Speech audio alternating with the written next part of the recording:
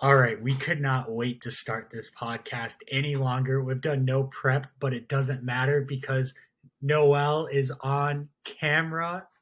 This is definitely going to be the highlight of the podcast. You guys can probably not even watch any of the rest of this. Noel, oh wait, you have headphones in. She can't hear me.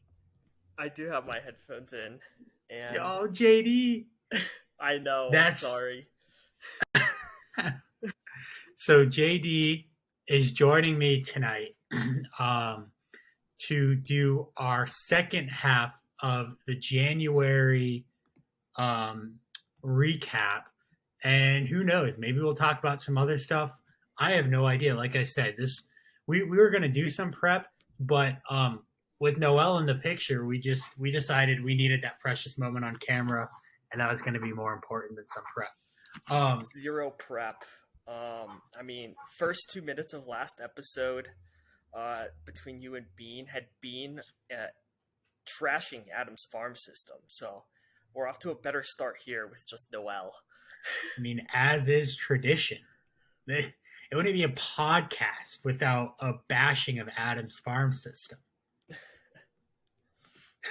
I can't even say that with a straight face. Adam, let me just issue an on-air apology. You do not deserve. Oh no, apology interrupted. Noel, no, come back. All right, never mind. We'll skip the apology. She's gone. She is gone. Well, JD, why don't we jump right into it? We skipped over my team last time. Let's come right back to it. Hopefully my screen shares this time. And maybe before we get into my team, just real quickly, why don't you tell everyone what you've been up to recently? How's Denver? How's life in Denver? Yeah, Denver's good. Enjoying my job. It's a whole lot of fun.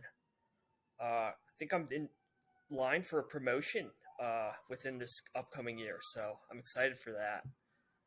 My biggest thing is I got to figure out where I'm moving to next, since I am strongly leaning towards leaving the downtown area.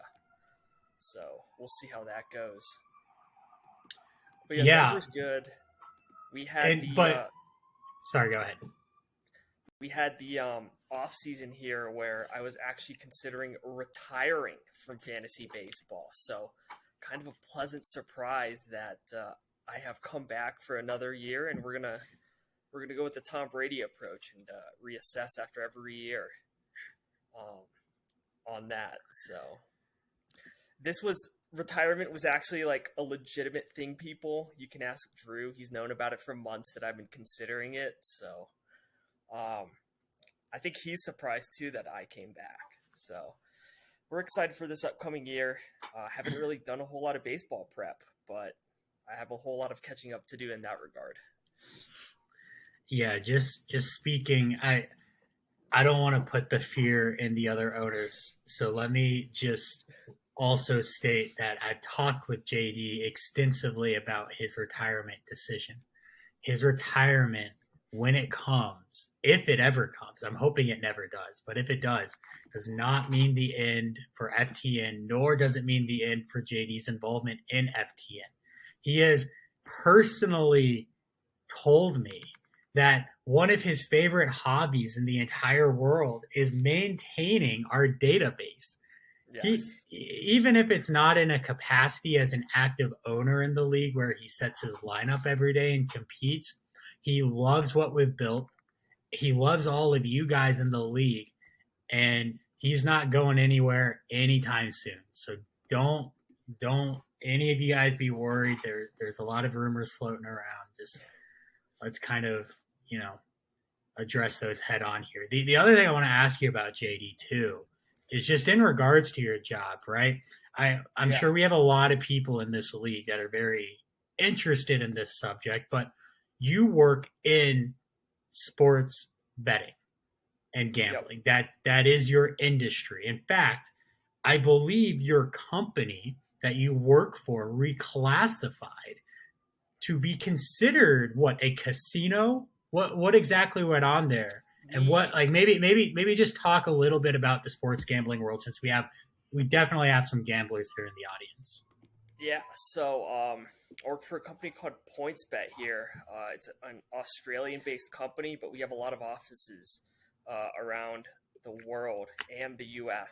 So Denver's considered our headquarters out here in the U.S. Um, so we're a sports betting operator. So Aiken to FanDuel, DraftKings, uh, MGM, all that stuff. And I think the most exciting part about the sports betting industry is that it's growing uh, like quickly. And actually, we our latest state was Ohio on December 31st. So it's just a whole lot of fun.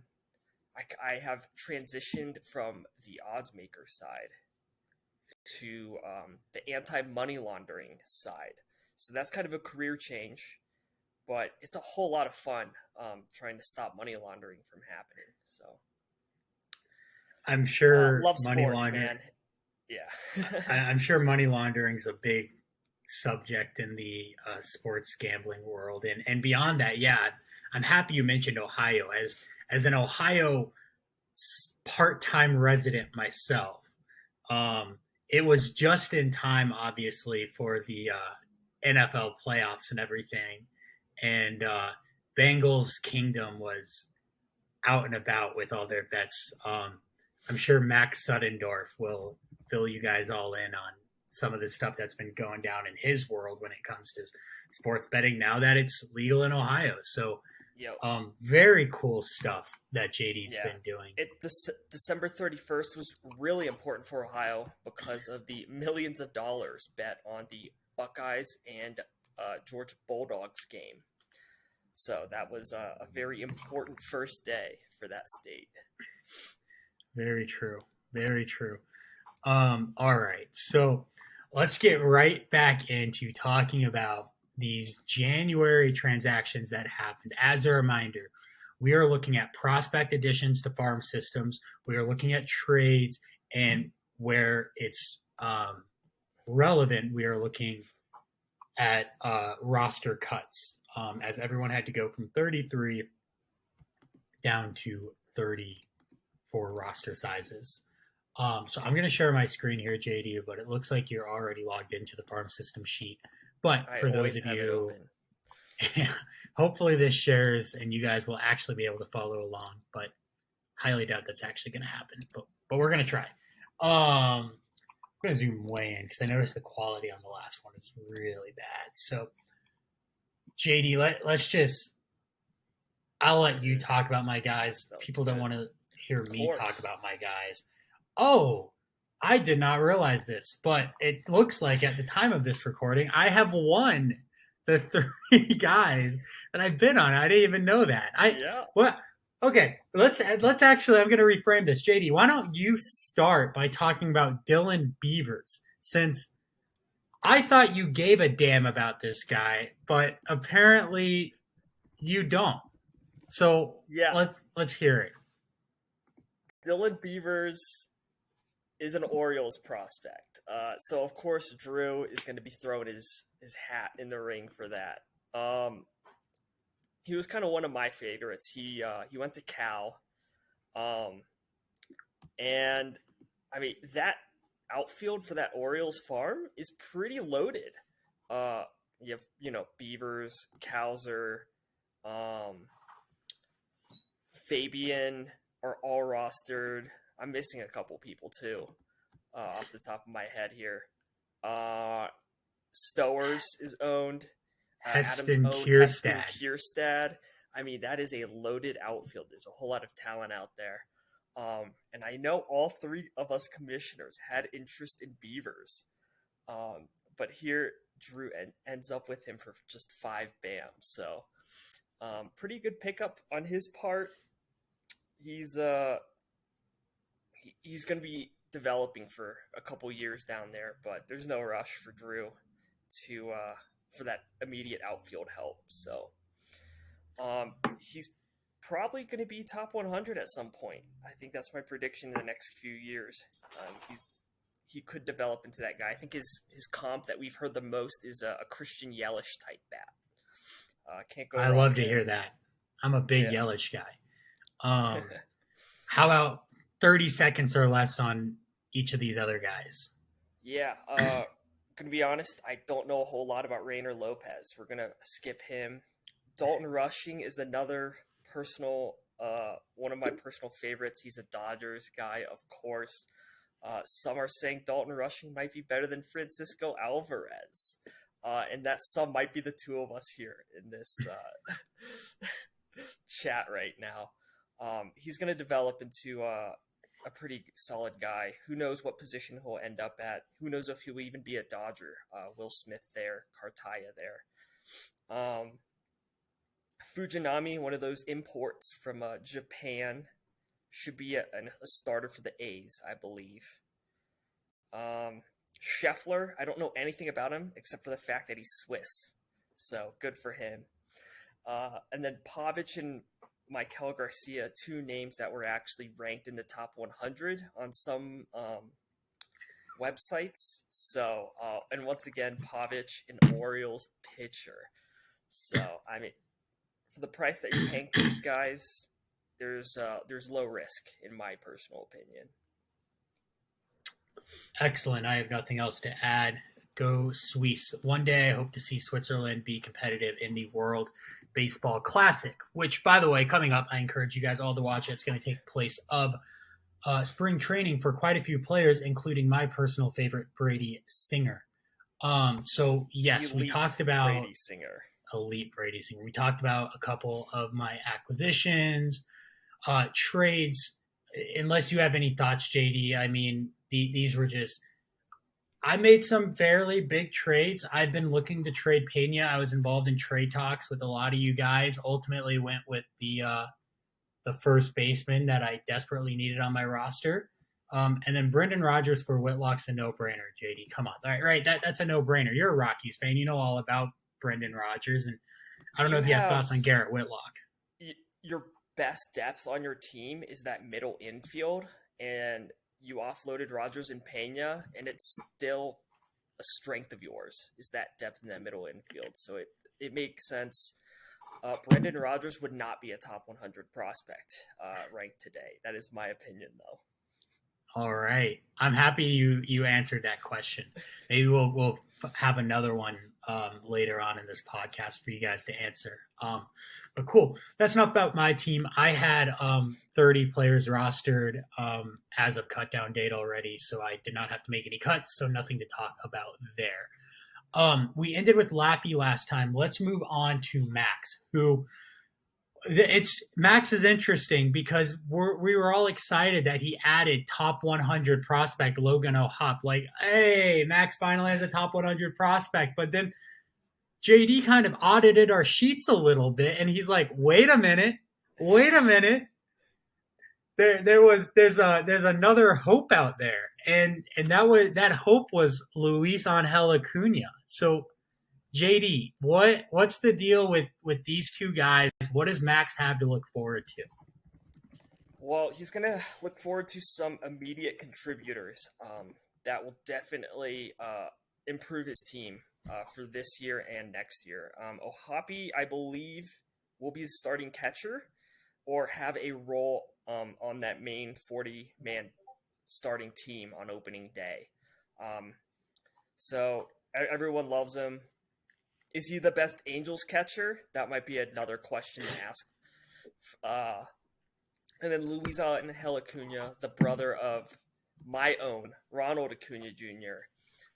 He's going to be huge in that middle infield for the Rangers. Although there's a lot of like competition there, right? Seager's still there, and then and Simeon Duran, Simeon. It's Justin Foscue. I mean, yeah, there's question marks on where Acuna plays or how he even gets through with that depth. He's only 21. It says 2024 ETA. This could be a 25-26 ETA. But that's okay because that fits Max's timeline, which, by the way, might be the most confusing timeline in the league. But that's always a topic for another day because you guys get all the hate from being about Max's team all the time. You guys don't need to hear it from us. The other big addition here, right? The most expensive bid we've had in years.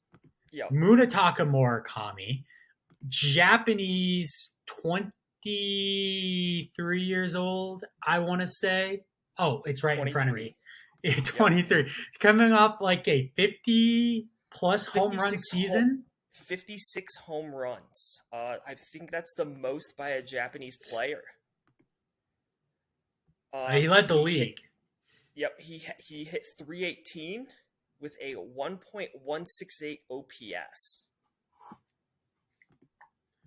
Were you surprised, JD, that this bid went to 46? I'm going to be honest. I did not really know anything about Murakami at all before this bid was placed, and then I looked into it, and so he is going to be posted in 2025. That is an obligation between him and the club, so we will see him in the majors in 2025. And for perspective, only 4 people ever bid on cost more than Murakami. Julio Rodriguez and Alec Boehm went for 70. Alex Kirilloff for 55. Hunter Green for 50. And then Joey Bart went for the same amount, 46. So, I mean, Murakami, from what I'm reading, has some superstar potential that I think Max is banking on here.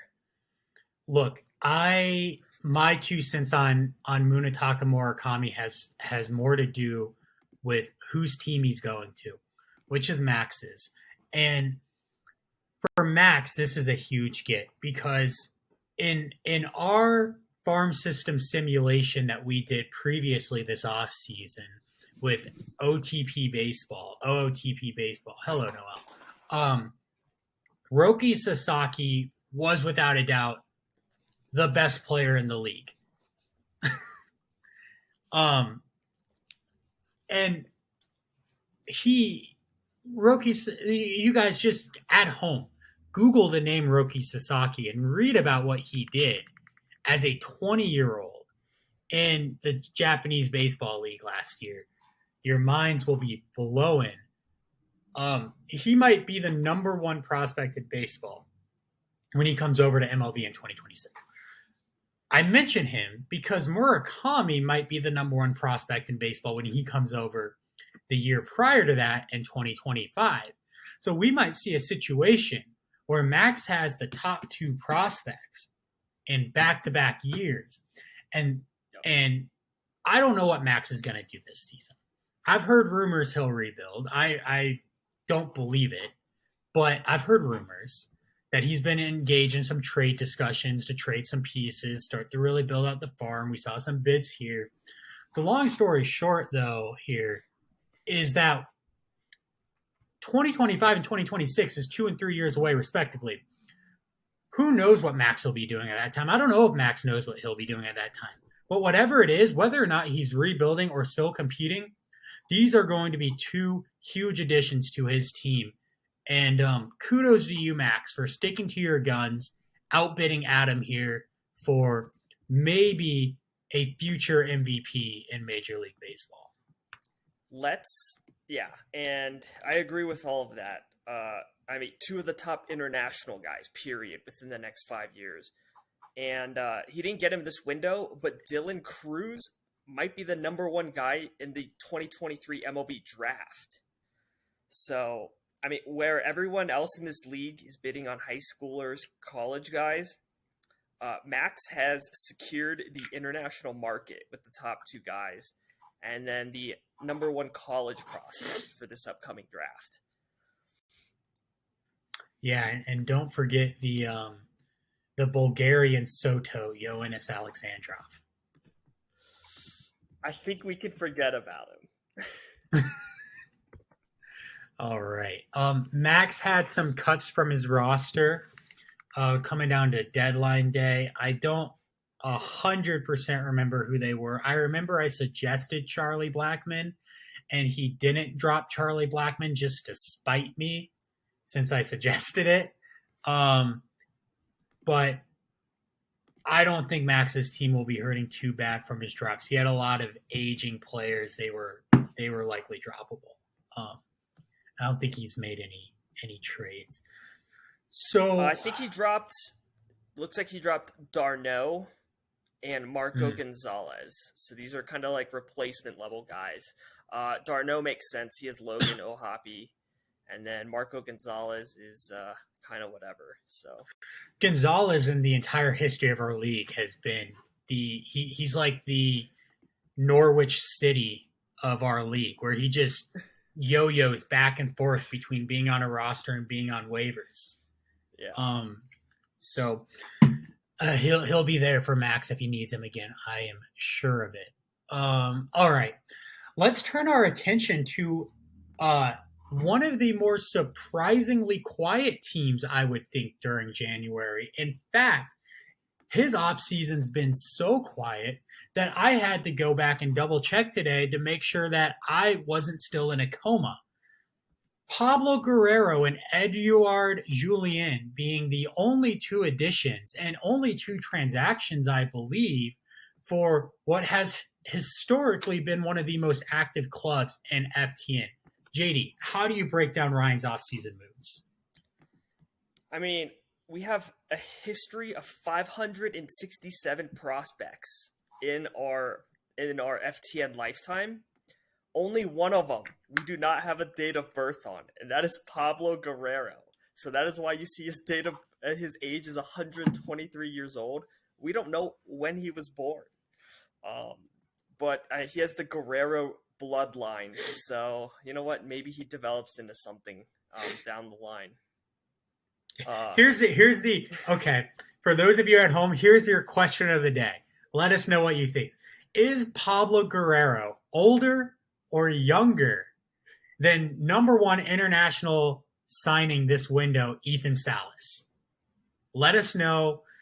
And I'm not saying there's going to be a reward. There won't be. But I'm curious to know if you guys think he's older or younger than like 16 and a half. Yeah. He's 16. We just don't know how many days that he is 16. Eduard Julien, he's one of those rising stars from last year. I think he was a big name that really developed for the Twins, and we will see him debut at some point in 2023. And I think that's ideal for Ryan, considering he has two second basemen on his team, Cronenworth and then Tyro Estrada. So won't Cronenworth be playing first? Won't Cronenworth be playing first going forward? And Cronenworth does have first base eligibility. So essentially, but I would think he loses second base eligibility though. I don't because know Ha-Seong Kim is going to play second, I would think. Well, Xander plays short, so Cronenworth I think is the full-time first baseman. He has second base eligibility. I don't know if they remove him because I think they've already removed everyone's positions. I'm not saying this year. I'm talking about in the future. In the future, yeah. I mean, there's still a void at second base, and so Eduard Julien could be that guy for Ryan here. Spent 17 BAM on him. That's essentially his only offseason move that he's done. Yeah, we talked about Julien in a previous podcast, so you guys are familiar with him. But yeah, he's not top 100 here on our list, but he was recently ranked he was ranked number 100 by ESPN. Much more upside to his offense than his defense, which is good for fantasy purposes. So good get from Ryan. Excited to see what Julien has in store. Ryan dropped maybe a prospect or two to come down to the correct roster limits. Not much to talk about there. But this is what you get for having a quiet offseason. It's a little bit like it's like the opposite of the Dodgers. Like the Dodgers had a quiet offseason, but they're good and we know they're going to be good. Ryan had a quiet offseason, but he's bad and we know he's going to be bad. Yeah, But there's not much you can really do when you have 48 guys in your farm system already. It seems like he's content with who he has, and he has a lot of guys that are still in high school or in college. So, he's playing the waiting game like Ben. He's going to be a very good team in the future. I do predict he'll be better this year, but a playoff berth is not in the question yet in such a strong conference with every other team apparently still in win now mode. I just how don't buy it crazy is yet. it? How crazy is it? He has prospects 3, 4, 5, and 6. And then 15, and then it falls to 51.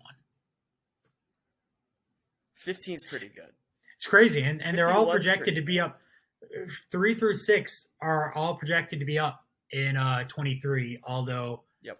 man, some of these ETAs are aggressive. I don't believe Painter will be up in 23. I think there's no chance.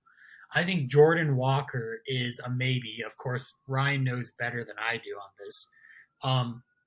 Volpe, where's he going to play? Where's Volpe going to play? He has no spot in New York. They don't like playing youngsters up there.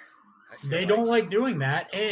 And this Peraz is ahead of him on the depth chart, as is Oswaldo Cabrera and IKF. There's no spot for Volpe. I don't get it. Somebody, one of you Yankees fans, Vinny, BLD, Ryan, tell me why I'm wrong. Where is Volpe going to play this year? I don't buy it. Yeah. Let's talk about Sean. He started out active during this window. He made a trade. We'll talk about that in a minute. Let's talk about these additions: Matt Mervis, Sebastian Walcott, and Junsuk Shim. I'll talk about Shim because he was one of my personal favorites, and the only reason an 18-year-old, this age is not right. He's like 16, I feel like. Went for 16. But JD, why don't you walk us through Matt Mervis?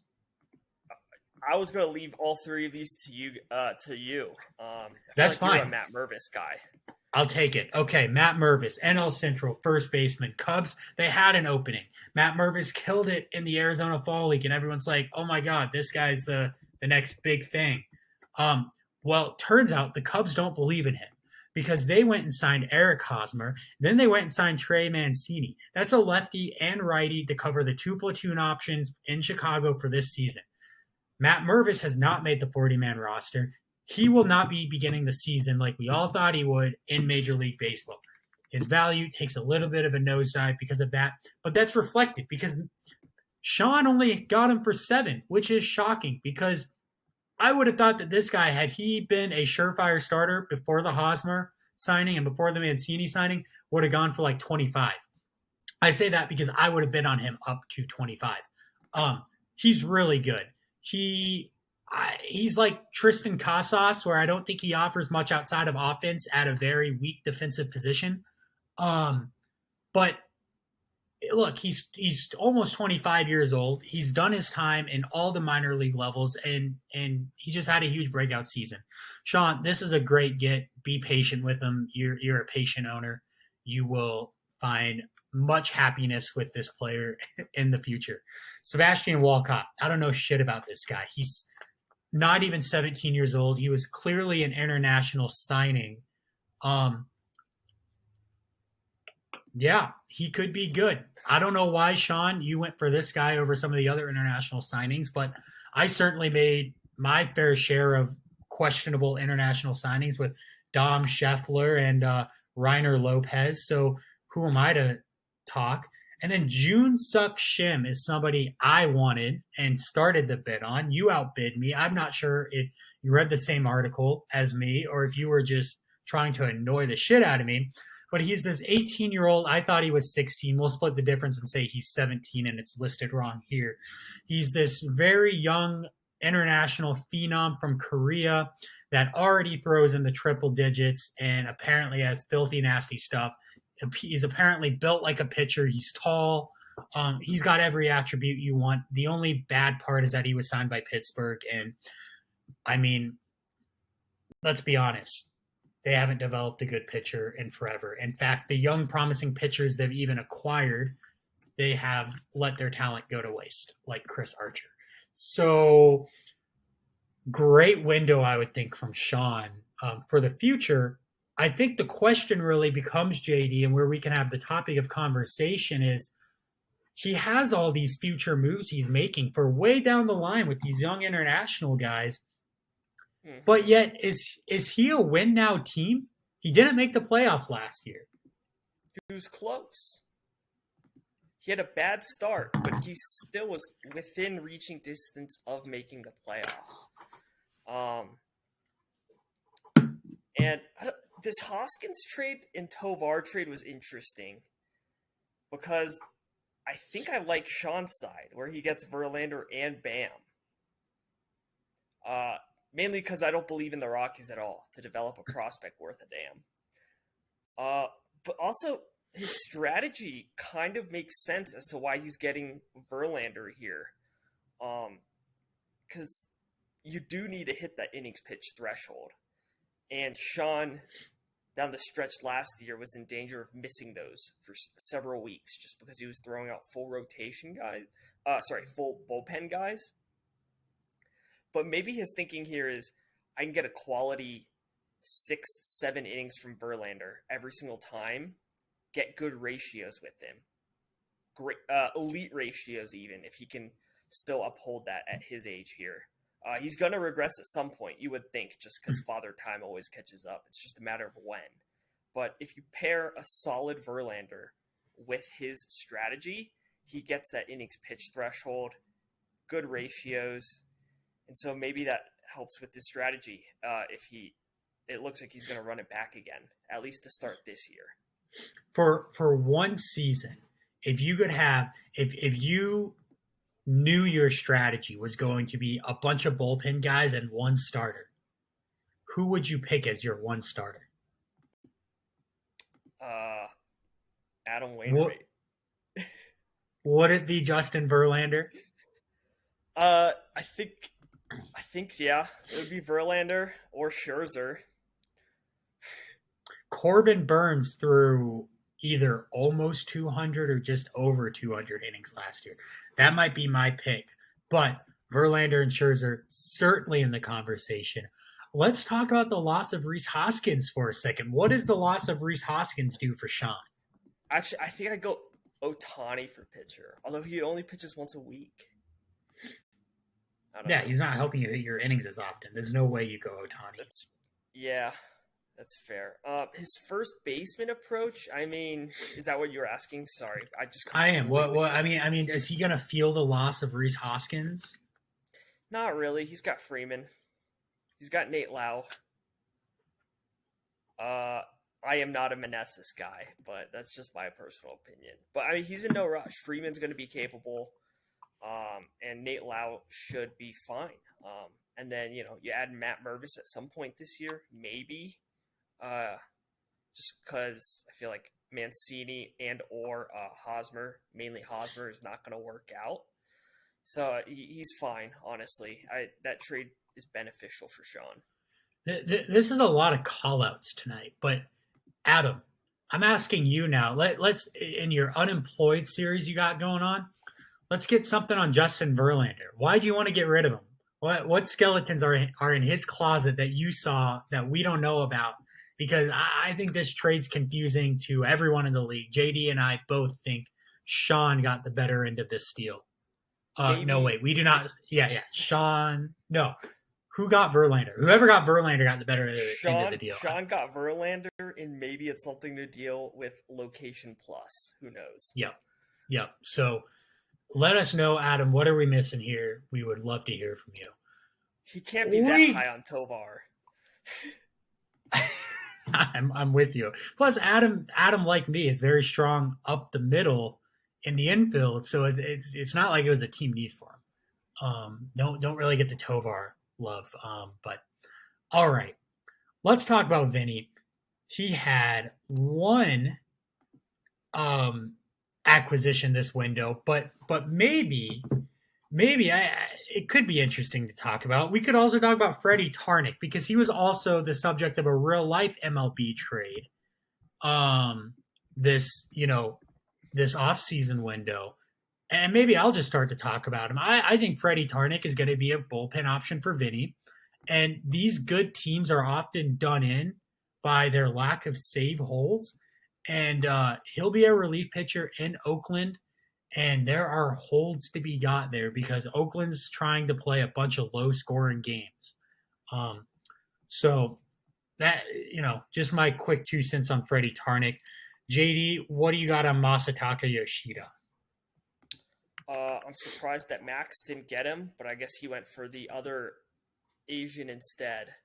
Yoshida is going to make the opening day roster for this Red Sox team, and he's going to bat near the top of the order. Right, I believe so. He just had success over in Japan, so we'll see if it translates over to Boston. He's going to get a lot of playing time, so it's beneficial for Vinny this year. He's going to need that outfield depth, it looks like. There seems to be a massive disconnect between what the general public perception is of Masataka Yoshida, which there was almost outrage from the Red Sox fan base at large about this signing because they think they massively overpaid for this player. And if you go onto Reddit for 2 seconds and read about Yoshida, everyone is up in arms about how this player is not worth the money. He's not very good. Yet the industry experts themselves seem to love Yoshida. And they're saying this guy's a lock for a 300 batting average with a healthy amount of home runs and is like a good pickup for Boston. I don't know where I fall on this scale because I don't know enough about Yoshida to make claims if he's a good signing at the price that he was signed for or a bad one. What I do know is from a fantasy baseball perspective, he will get opportunities. He will get at bats. He will have 550, 600 plate appearances, an almost everyday lineup player out in Boston. And maybe he makes Fenway his bitch and just maybe he's great, and that would be great for Vinny. Vinny's offense was super good last year. It is not where he needs improvement from, but it's never bad to be adding to a position of strength. Yeah, and for those of you who are unaware, it was 5 years, and I believe just over 105 million. And he is also currently 29, so he will be 34 when this contract is over. I just look, if you're looking for an impact player, I'm not sure there is a more impactful player in this window other than Kodai Senga than Masataka Yoshida. And Yoshida went for 10. I don't get it. Yeah. Quiet otherwise for Vinny. He's kind of perennially on the near the bottom of the league in terms of just how much BAM he always has. He's just a big spender, and then he'll kind of save up to the next window and then spend it again. He's a big spender. I mean, from his Joey Bart days of spending 46 on him, and he's actually jettisoned a couple of these guys and graduated a couple of others, but like. This is littered. Austin Hayes, 30. Royce Lewis, 45. Pache, 21. Mercedes he's at 22. He's a historically a big spender. He's I guess quality over quantity guy, but working out for him. He finally had his first playoff appearance last season, and he is totally arrow up. In fact, having 2 different FTN league members at large pick him recently on a podcast as their favorite to win the league this year. So lots of love for Vinny.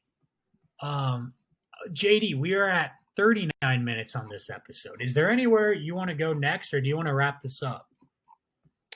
I don't know. There's we'll have to come up with some ideas going forward for some podcast stuff. Maybe we'll have an episode dedicated towards each farm, who we think is a guy outside the top 100 that might find their way to the top 100, or someone that we think is a bust. Um, no, just not no bids going on right now. Drew has won the last three.